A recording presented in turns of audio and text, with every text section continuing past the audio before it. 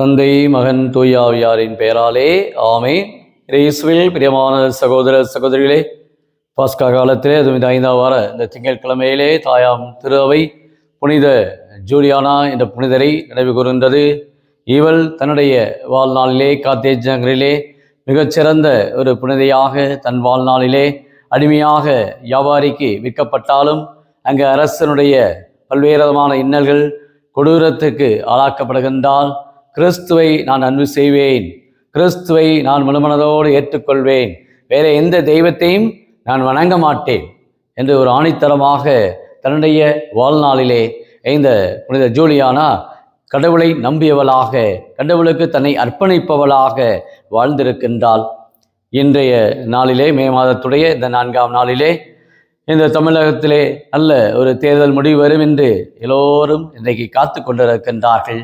அந்த அளவுக்கு இந்த தமிழக தேர்தலிலே வரலாற்றிலே பல மாற்றங்களை ஆண்டவர் இந்த நாளிலே வெளிப்படுத்துவார் என்று பல சிந்தனையோடும் பல்வேறு மக்கள் ஆர்வத்தோடும் விருப்பத்தோடும் இந்த தேர்தலை முடிவை இன்றைக்கு சந்திக்க அனைவருமே இன்றைக்கு காத்து கொண்டிருக்கின்றார்கள். இன்றைக்கு பல நாடுகள் கூட சொல்லலாம் இன்றைக்கு தமிழகத்துடைய இந்த தேர்தலினுடைய முடிவை என்று என்னவாக இருக்கும் என்ற பல்வேறு அங்கலாய்ப்பு, அது குழந்தைகள் முதல் பெரியவர் வரை முற்றமாக இந்த 2026ஆம் ஆண்டு தமிழக இந்த சட்டப்பேரவை தேர்தல் இன்றைக்கு முடிவுக்காக இன்றைக்கு காத்துக்கொண்ட உள்ளங்களிலே மன அமைதி தேவை.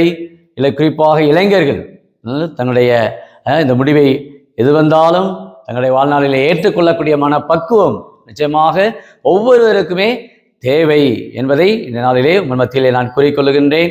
நல்ல அமைதியோடும் சமாதானத்தோடும் எல்லோருக்குமே ஆண்டவர் நல்லதொரு தீர்ப்பை நிச்சயம் தருவார் என்ற நம்பிக்கையோடு இருப்போம். இந்த நாள் ஒரு இனிய நாளாக நம் ஒவ்வொருவருக்கு உங்களுக்கு வாழ்த்துக்கள்.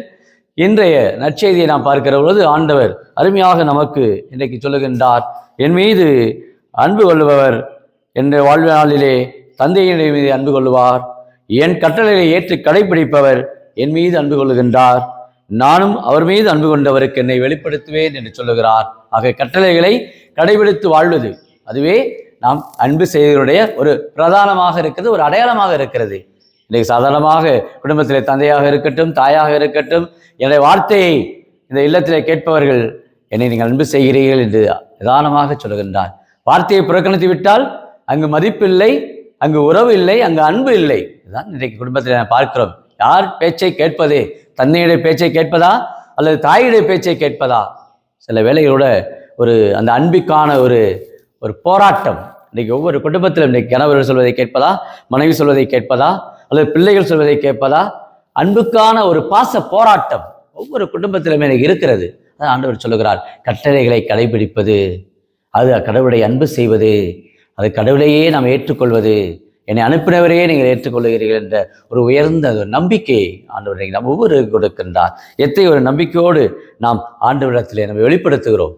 கடவுளுக்கு பிரதானமான நம்முடைய இறை அன்பை, அவருக்குத்தான் என் வாழ்நாளிலே அனைத்திற்கும் மேலாக, எல்லாவற்றுக்கும் மேலாக நான் இறைவனை அன்பு செய்வேன். இதுதான் நம்முடைய 10 கட்டளை ஒரு முதன்மையான கட்டளையாக இருக்கிறது. 2வது, தன்னைத்தானே நேசிப்பது போல தன் அயலானையும் நான் நேசிப்பேன் என்று சொல்வது. பாருங்கள், அப்போ பிறர் அன்பும் அந்த இறை அன்பும். அப்போ அன்பு என்பது எப்படி?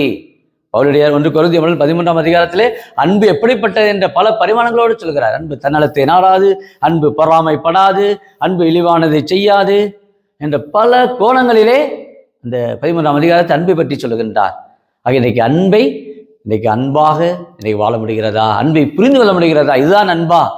சில வேளைகளே லவ் இஸ் பெயின் என்று சொல்கிறார். அன்பே சில வேளைகளே வழியாக மாறிவிடுகிறது. நிறைய அன்பு செய்து பிள்ளைகள் கேட்பதெல்லாம் வாங்கி கொடுப்பது அதுதான் அன்பு என்று நம்ம வாழ்வில் நினைத்து விடுகிறார். பிள்ளைகள் விரும்புவதெல்லாம் செய்ய வேண்டும், என் பிள்ளைகள் இதற்கெல்லாம் ஆசைப்படுகிறார்கள், என் பிள்ளை இதெல்லாம் இன்றைக்கு படிக்க ஆசைப்படுகிறது, என் பிள்ளை இந்த நிலையில் இருக்க ஆசைப்படுகிறது என்று பெற்றோர் விரும்புகிறோம், செய்கிறோம். ஆனால் அதே சமயத்தில் அது உண்மையான அன்பாக மாறிவிடுகிறதா? பிள்ளைகள் நமக்காக என்று வாழ்கிறார்களா? பிள்ளைகள் நமக்காக என்று, குடும்பத்துக்காக, சமூகத்திற்காக என்று தங்களை அர்ப்பணிக்கக்கூடியவர்களாக இன்றைக்கு இருக்கிறார்களா?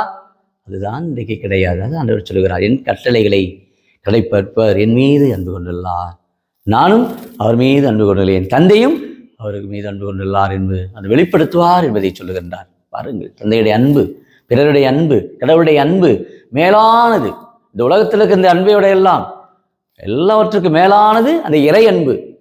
அந்த இறை அன்பின் நாம் வாழ வேண்டும் என்றால் பரிசுத்த ஆவி நம்மளை குடியிருக்க வேண்டும். அந்த தூய ஆவி உங்களுக்கு கற்றுத்தருவார், அனைத்தையும் உங்களுக்கு கற்றுத்தருவார். முதல் வாசகத்திலே பார்க்கிறோம், லிஸ்திராவிலும் இக்கோனியாவிலும் தங்களுடைய பணியை பவுலடியார் அங்கு ஆற்றுகிற பொழுது லிஸ்திராவிலே கால் விளங்காத ஒருவரை சுகப்படுத்துகின்றார். எழுந்து செல், ஆண்டவனை சுகப்படுத்துகிறார் என்று சொல்ல அவன் எழுந்து நடக்கின்றான். எவ்வளவு ஒரு வார்த்தைகளை பாருங்கள். அவருடைய வாழ்க்கையில புதுமைகள் அற்புதங்களை செய்கின்றார். லிஸ்திராவில் எல்லோரும் நம்புகிறார்கள், தெய்வங்கள் மனித உருவில் நம்மிடம் வந்திருக்கிறது என்று தெய்வத்தை போல பார்க்க ஆரம்பித்து விட்டார்கள். பார்க்கின்றோம். இன்றைய அருமை முதல் வாசகத்திலே அவர்கள் பர்னபாவை சேயிஸ் என்றும், சேயிஸ் என்பது அந்த கிரேக்க கடவுள், அதே சமயத்திலே பவுலை எருமஸ் என்று அவர்கள் அழைத்தார்கள். கடவுளாக பார்க்கக்கூடியவர்கள். அப்போ தெய்வங்கள் மனித உருவில் நம்மிடம் வந்திருக்கின்றன என்று தெய்வமாக பார்த்தார்கள். அவர் சொல்ல, நாங்கள் உங்களிடம் மனிதர்கள் தான் சொல்லுகின்றார்கள். பாருங்கள் எந்த அளவுக்கு அவர்கள் இறை நம்பிக்கையோடு இருக்கிறார்கள்.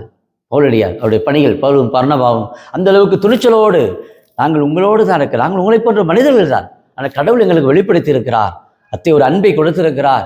சார் பவுலுடைய கலாத்தியம் 2:20 சொல்லுவார், வாழ்வது நான் அல்ல, என்னில் வாழ்வது கிறிஸ்து, இவரே என்னை அன்பு செய்தார், இவரே எனக்காக தம்மை ஒப்பு கொடுத்தார் என்று சொல்வார். அந்த அன்பு தான், அந்த அன்பு தான் மேலானது. இன்னைக்கு குடும்பத்தில் உண்மையான அன்பு இருந்தால் இவ்வளவு விவாகரத்து நடக்குமா? உண்மையான அன்பு கணவரிடத்துல, மனைவிடத்துல, பிள்ளைகளிடத்துல இருக்கிற பொழுது அங்கு விவாகரத்து நடக்குமா? நடக்கவே நடக்காது. அந்த அன்பு பொய்யாக மாறிவிடுகிறது, போலியாக மாறிவிடுகிறது.